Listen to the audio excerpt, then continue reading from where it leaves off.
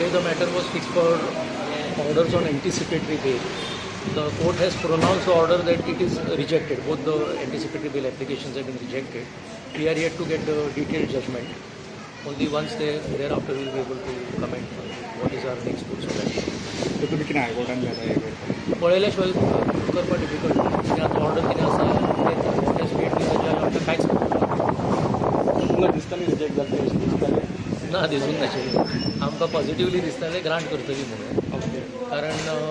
ताका अजय गुप्ताक of course bail grant केल्ली आनी ह्या हातून आमकां केन्ना अरेस्टूच जावंक ना सो